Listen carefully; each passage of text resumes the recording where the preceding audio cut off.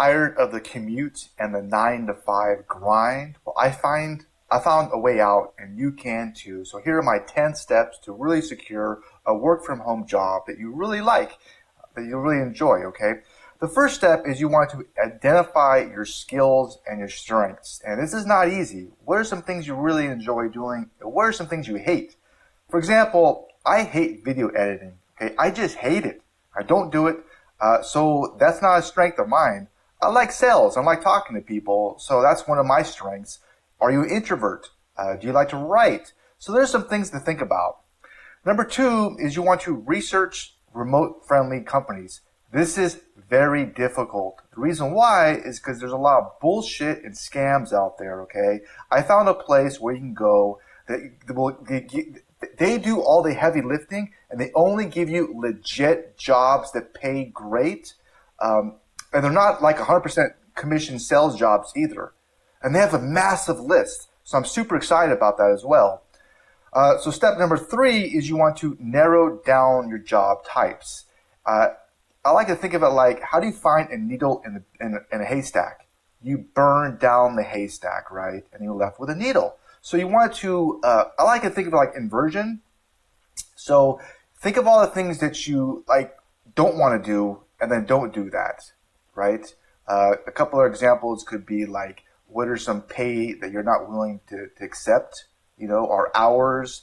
So you want to narrow it down, eliminate the things that are deal killers, right? And then narrow it down. So step number 4 is you want to tailor your resume for your remote work, okay? And let's see here. So yeah, and obviously when it comes to a resume, it's just about getting your foot in the door. And I have some resources that can really help you with your resume and just getting that foot in the door, because that's the hardest part. I actually used to do a lot of door-to-door sales too. So I'm used to get the door slammed to my foot. Like, hey, I got my foot there. Right? All right. So the next one is you want craft a strong cover letter. And I'll be the first to admit I'm not an expert at this. But generally you want the letter to be simple, straightforward, 1 page max, and just highlight some examples of some strengths of where you manage tasks without supervision, because you want to work from home, right? Net deadlines, and it's also better to list results, not just like duties, right? This is how you sell yourself. And one thing that I will tell you about sales is benefits over the price equals a sale. That's just the way it is if you want to simplify it, okay? And you want to prepare for remote interviews, okay? And the interview, sometimes it's either like a phone or a web camera. It's not a bad idea to test all the equipment before you interview. Make sure your mic's working, you have stable internet connection, quiet area. And next, you want to have some answers ready, okay? And it doesn't hurt to do some research on the company that you're applying, because it actually looks very, very impressive. And for the last 2 years, I was actually dedicated to doing this COVID tax credit for small business owners.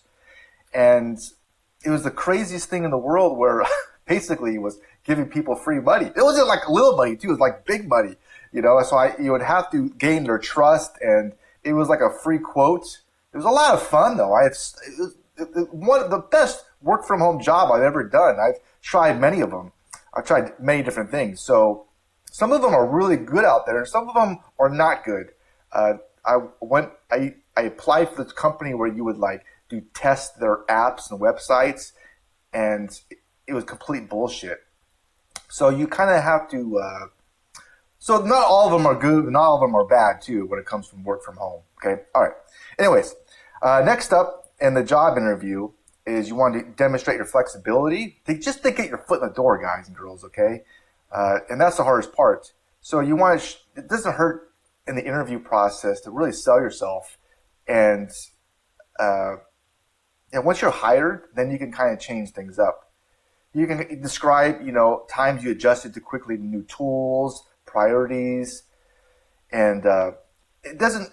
I think I want to say something real quickly too about this, and I'll give you a story. A while ago, a very long time ago, I lived in Texas, and I started applying these very fine dining restaurants. And I got an interview, and they interviewed a whole bunch of people for this job. and he asked me about wine. I actually told the guy, I don't know shit about wine. I don't know anything about wine. That's all I remember. And I went home. I was at the job. He called me up. He's like, you got the job? I was like, what? He's like, I liked your answer because you're so honest, because a lot of people bullshit. So don't bullshit, okay? Obviously, you want to demonstrate your strengths if you know things, and if you're curious or you're willing to learn things, but honesty is important, okay, for jobs or whatever. So that was an important point, okay? Because, people, I think people could tell when you're bullshitting. Anyways, highlight tools and tech savviness. So if there's two people competing for a job and, you're really good at some tools and tips, but you're honest about it, then that can help you, get the job, get your foot in the door, okay? All right. And obviously you want to negotiate terms clearly because there are some work-from-home jobs that are not very good. I've tried a few of them, actually. So you want to be clear about the hours you're working, the availability, the time zones, performances that you're expected, and during the interview, just that way you avoid any misunderstandings later. Okay, and you want to confirm agreed upon terms like pay, schedule, responsibilities, and stuff like that. Okay, all right. Next up, you want to stay organized and track applications because let's be real. Finding a really good work from home job where you're making good money, you don't have to commute, and you like it, and you get paid. It's a job. And it's a numbers game. Let's be honest, it really is. So the more places you apply to, the more higher chance you're gonna, get an interview. The more interviews you do, the more chance of you landing that great job. So it's not a bad idea to have a calendar to track follow-ups.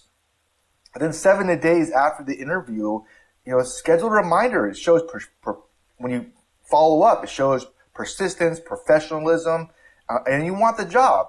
So you want to track everything and seeing how you're doing, and that's really about it. All right, so if you want to know more about this whole system and obviously that place on where to find these work-from-home jobs and some really great opportunities out there, as well as in this post here, I have some tools here that can help you out. These are really cool tools and these places to go to. I'll put the link to this blog post that I created down below in the description. You can click on it and you can learn a lot more about finding a work-from-home job that's legit and that you like, okay? And they are out there, okay? There's a lot of opportunities and I can help you. And there's more in that blog post. So I hope this video might have been at least a little bit helpful to you, okay? And you can go over this in way more detail. All right, you have a wonderful rest of your day. Okay, bye.